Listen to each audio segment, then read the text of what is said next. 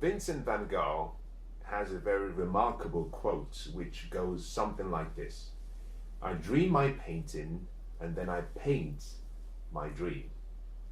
I dream my painting and then I paint my dream. What a beautiful quote.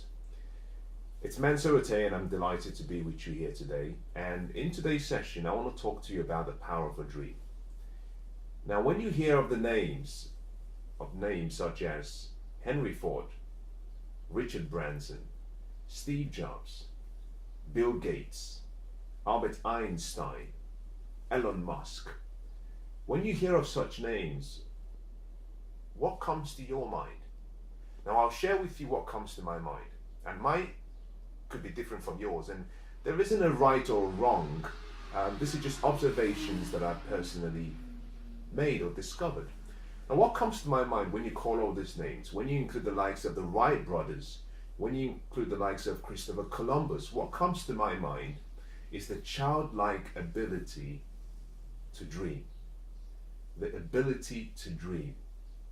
And I want to talk to you about how we all need to dream. We all need to keep dreaming. If we're going to change the world, if we're going to change our lives, we need to dream. I love what one great author says. He says, without vision and dreams, the people perish.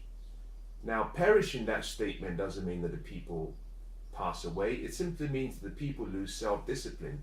They lose hope. They lose inspiration. They lose focus. They have no desire. They forget who they are. They have little or nothing to live for. See, dreams create hope. Hope creates inspiration. And as a matter of fact, when we dream, when you dream, it's the one time when we all come as close as we can to the creative mind of the universe. It's the one time when we come as close as we can to what I call supreme intelligence. Because at that point in time, we're allowing ourselves to create something out of nothing. And everything that exists in the world today started as a dream. It started as a thought in someone's mind. It started as an idea that was developed. It was developed into a thought. The thought was developed into a feeling. And from that feeling, the individual took action. Now, through a series of actions and collaboration with other people, the dream became a reality. And all of us need to keep dreaming. You know, to have a fulfilled life, to have a significant life, to have a fun-filled life, you need to dream. I love being around young children simply because they have this limitless boundary about them. You know, they can come up with ideas that blow your mind.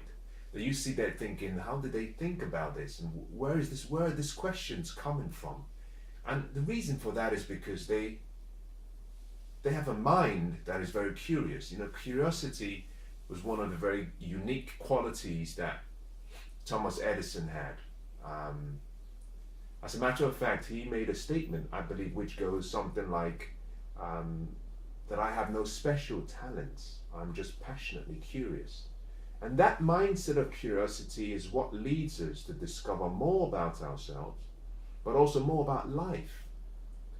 And so what I want to share with you today is the importance of dreaming and how you have to start dreaming again if you've stopped. Now, I grew up in an environment whereby you were somehow ridiculed when you had huge dreams that were hugely different from your present circumstance. You know, as a young child, you may have said, well, I want to be the president of the United States. I want to be the president of the country. I want to be the prime minister of the United Kingdom.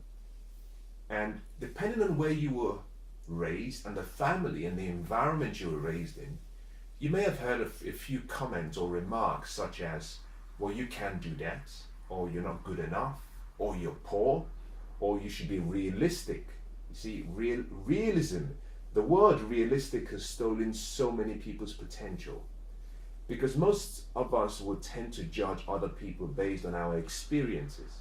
And so from a young age, I started to I would say, lose my ability to dream. I still held on to it. My parents were great, they were amazing. They encouraged us to dream. You know, they encouraged us that we could be, do, have anything we wanted to. But my father was very, very, very honest, and he said, you know, there's a price. There's a price for the future that you want. There's a price for whatever dream you have. If you pay the price, you know, life will give you what you want. He was very clear about it. But you have to understand that your ability to dream is not limited to your family alone, because you still spend time with other people. So your environment is significant in who you become. As a matter of fact, your environment is more powerful in forming and sculpturing who you become than your genes, than hereditary. Now think about that.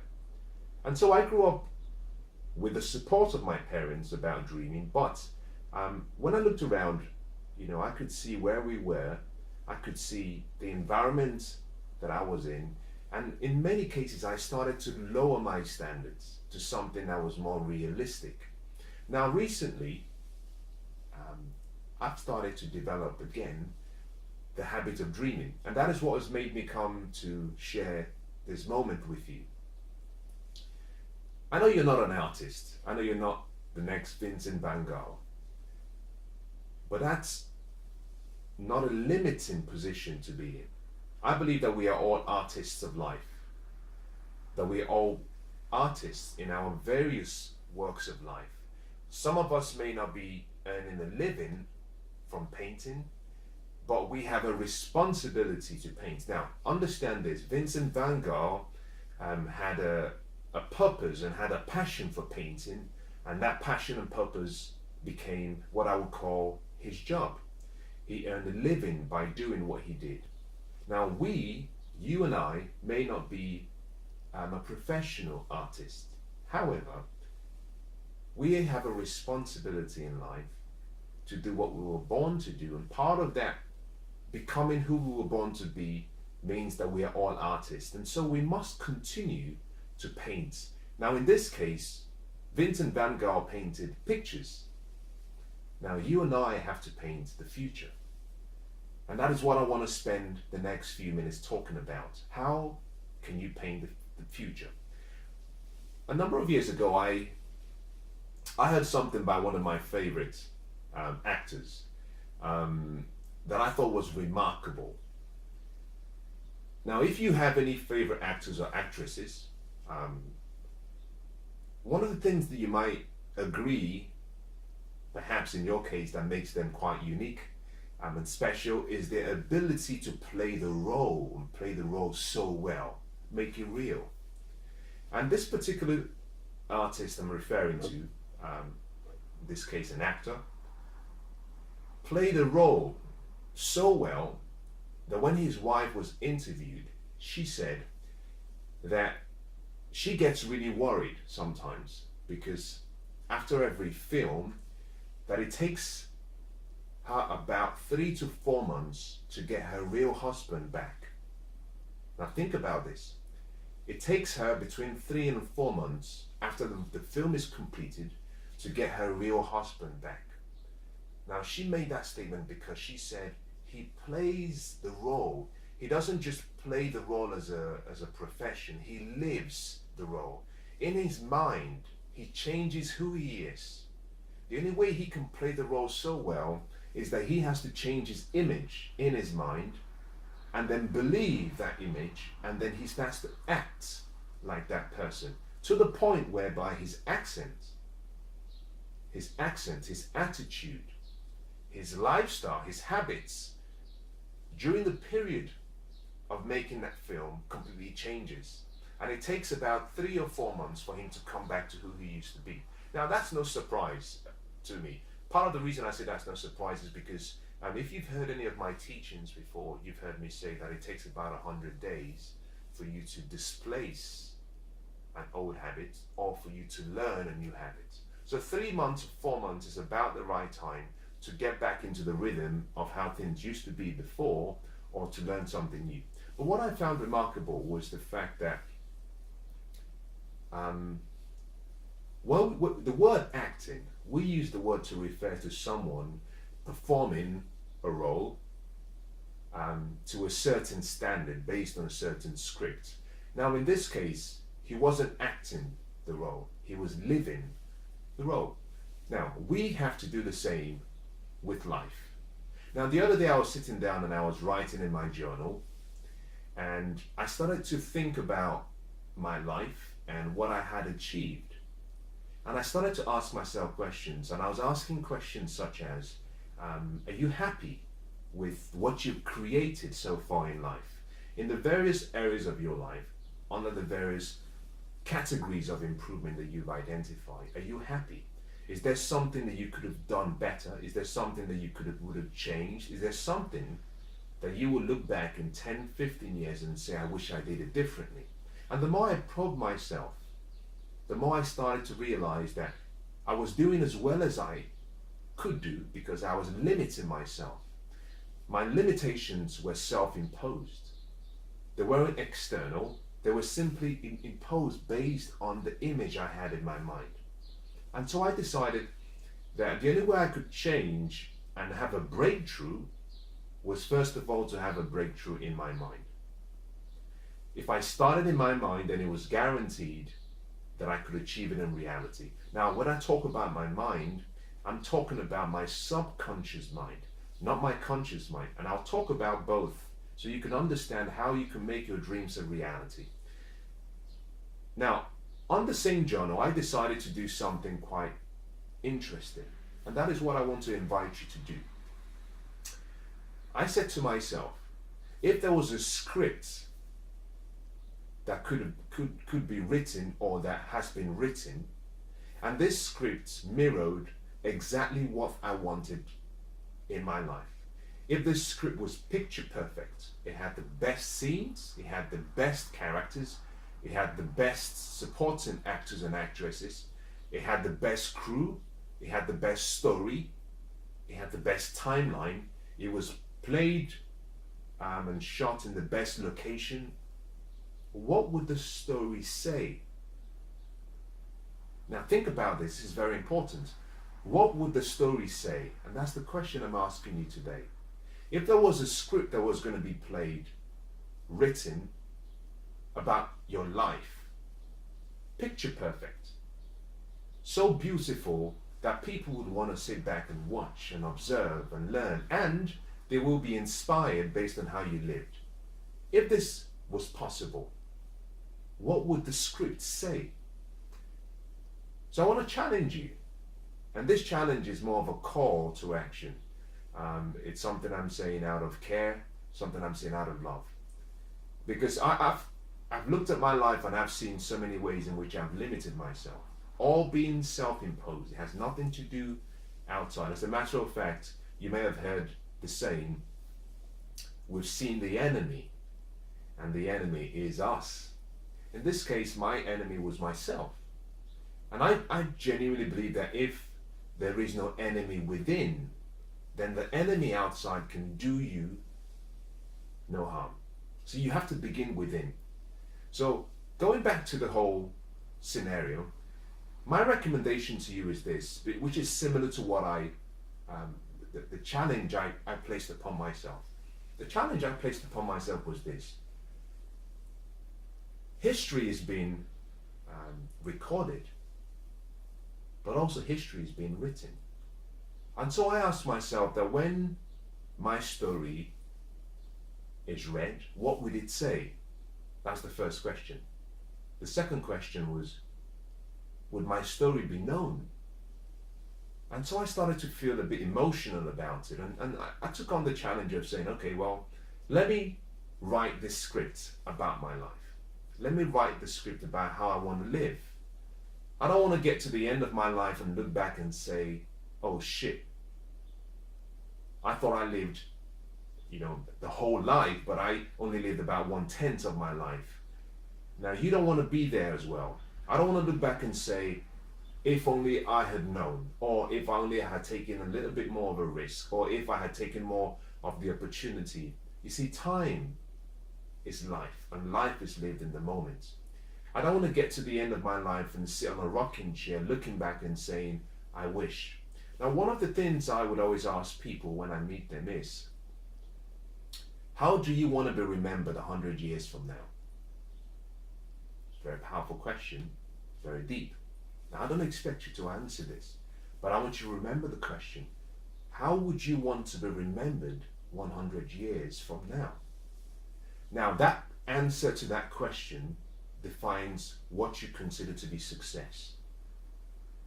Think about it. Your answer to that question defines what you consider to be success. So I want you to hold that. Let that be an anchor as you write the script of your life. And what I'd like to, charge you with is this. Get a journal, get a pen, find somewhere very quiet. And I want you to dream like a child. I don't want you to think about what is possible. I don't want you to see and think by sight. I don't want you to see and think with your intellect. I want you to see with your mind, see by vision. I want you to dream as though it were impossible to fail. Now, to dream is something that we don't really understand what it means. As a matter of fact, I believe that every child should be taught at a young age, way before they even start education, way before they start formal education, I should say, they should be taught how to dream. Because education, through the formal method, academic education and professional education, limits you. But I believe the young children should be taught how to dream before they get into education, just so that they have a foundation to keep that flame burning as they study. So when we talk about dreaming, most people don't really understand how to start. Now let me encourage you with the following questions. Because I believe questions hold all the answers to life's answers. And sometimes you don't have to worry too much about finding an answer. You simply have to think about the question, because if you ask the question, the answer automatically shows up. So one question could be, where would you want to live? Who would you want to live with? What relationships and who would you want to be in your life? What level of intimacy would you want with those in your life? This could go as far as what would you want to do every day? Who would you want to spend that time with? You could ask questions such as, what would you want to see? Where would you want to travel to? What would you want to experience? What would you want not to experience? Questions. And you must surround these questions around what I call the 7 categories, or the 7 major categories of life. The first is spiritual. That question starts to deal with questions such as, who am I? Where am I from? Am I here for a reason? From spiritual, we'll move on to the physical side, which is where you start to deal with your health. You might say, what kind of physique do I want? What kind of health and well-being do I want? What kind of person do I want to be? Are there forms of exercises you want to do? What do you want to look like when you're 70 years old? Do you want to be fit and good looking with a great body and still be able to do things that people who are 40 are struggling to do? Now, when you move from the spiritual to the physical, you move into the mental. The mental is important because now you're dealing with your willpower. What kind of person would you want to be? What kind of person would you want people to say you are? You deal with your intellect. You want to talk about what you want to achieve. What changes do you want to make? How do you want to impact people? How do you want to transform your life? How do you want to support your family? Now we move from the mental through intellect to emotional. Now we're talking about, how do you want to be emotionally? Do you want to have emotional stamina? Do you want to be the source of support? Now, from the emotional side, we start branching out. Now we talk about relationships. We talk about life contribution. We talk about, in your case, which could be different from mine. You could be business. You could be education. You could be finances. But as you start to ask all these questions, what you find is that there are 7 key areas that you're focused on. And when you've identified the 7 categories, just keep asking questions. Ask as many questions as you can. Now, in the journal, what you'll be doing is you'll be documenting these questions. Just the questions. And I want you to do something for me whilst you're going through this exercise. Don't think too much. Let it be something you do, for fun. I know I talked about finding somewhere quiet. The reason for finding somewhere quiet is so you're not distracted. It's not so that you're so focused, that you're so serious that you can't think. I don't want you to have any form of handicap in your mind. I want your mind to be free. Remember, you're thinking and dreaming like a child. There are no boundaries. There are no such things, and there is no such thing like a stupid question when you're going through this process. So whatever comes to your mind, just write it down. Now, what you should focus on doing is capturing the questions, not the answers. I'm going to show you how you can capture the answers. The reason I want you to capture the questions is because the questions will channel your thoughts, your focus, your energy, your mind towards the answers. Now, when you've written all of these down, you now have what I call a foundation to building and creating that script of your life. It's time to capture the answers now. If you've done this and you've done it well, what you might find is that you have so many questions you've written down. So many questions. And that's good. That's awesome. That's amazing. The more questions you can write down, the much better. But what you find is, because there are so many questions, it would distract you. It will lead you to procrastinating. Most people spend a lot of their time trying to earn a living rather than designing a life. Now, part of the reason most people don't spend much time designing their life is simply because a lot of people have a full-time job. And because they have a full-time job, when they're done with their responsibilities at work, they don't have the energy. They don't have the time to sit up and start planning and thinking and strategizing. They're exhausted.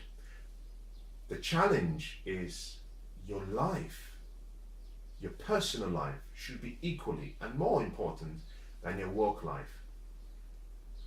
And so you have to find a way. You have to find a way to do this exercise. Now, the common thing most people say is, I'll do it at the weekend. And the weekend becomes a month. The month becomes a year. And 4 or 5 years has gone past. And you're still not living that true script that you really want. You know you want it, but you haven't had the time. So this is my recommendation. If you were to look back at that list you have, what you'll find is that the items you've listed as questions will require a lot of answers, and a lot of the answers will spin into more answers. It wouldn't be just a closed question where you give one answer, that's it. You might find that as soon as you start to address one question, the answer multiplies into a second answer, a third answer, because now you're dreaming. You're now in a state where we call the flow state, which is the perfect place to be. So what I want to recommend you do is this. It's almost 6 times quicker to speak than it is to write. I'll say that again. It's almost 6 times quicker to speak than it is to write. Therefore, rather than sit down and start writing out all the answers, you're going to have to dictate. You're going to have to say out those answers. The best way to do this is, before you begin, get yourself an application on your mobile phone, on your computer. There are 2 applications that are quite useful. The reason I'm saying you need an application is simply because you need an application whereby as you speak, it's being typed, so that you don't have to sit down and do all the work. You can close your eyes and simply just keep saying the answers, and as you say the answers, it's being typed in real time as you say it. The first application you can get is what we call, or what is called, OneNote. It's a Microsoft application, OneNote. It's quite useful, it's quite good. The second application that you might consider is called Evernote. Now, Evernote is quite good because it has the dictation and another extra part of it whereby as you speak it types it out for you. Now, the final application, and which I think is perhaps the best of all, is called Dragon Anywhere. dragon as in dragon, and then anywhere. You can get one of these applications. Dragon Anywhere is very good. Now once you have this application downloaded, all you have to do is pick up your journal, look at the first question, say out the first question so that it's written. When you say out the first question, then start to talk the answers, start to speak the answers. And as you say the answers, what you find is that the application, in real time, as you're saying it, now I wish I had my phone with me so you could see that what I'm saying to you right now, if I had my phone and I had the application on, whilst I'm talking, it would be typing everything I'm saying, which is so easy. Now once it's typed everything out, all you have to do is review what has been written. So in a short while, in half a day, in 2 hours, you can have the whole script of your life written out. Guess what? It's not the final script. You can always go back and alter it. But what I want you to do is now, once it's been written out, based on what you've dictated, I want you to go back and look at that script. And every day, without exception, every day, I want you to make some time whereby you look at that script. Now, what makes actors and actresses remarkable and good is that they study the script. They study the script, not just memorize the script. They study the script first, they memorize the script, and then they live the script. They start living like that. They start doing acting. In a way, it's similar to what what's her name? Mary Kay Ash said to someone once. She said she was walking down a hotel corridor and she bumped into a handmaiden, a maiden who was cleaning, and the lady looked very down and depressed and sad. And so Mary Kay Ash said to her, "What is wrong?" And this lady goes on into a whole list of explanations about why things are not good in her life. And Mary Kay Ash listens very well and listens attentively. And when the lady stops talking, Mary Kay Ash looks her straight in the eyes and says, "Young lady, you have to fake it until you make it." Now that is an esoteric statement. She wasn't suggesting to the lady to act as if she had no problems. What she was simply saying was she was trying to teach the woman that you have to create the image in your mind that you want.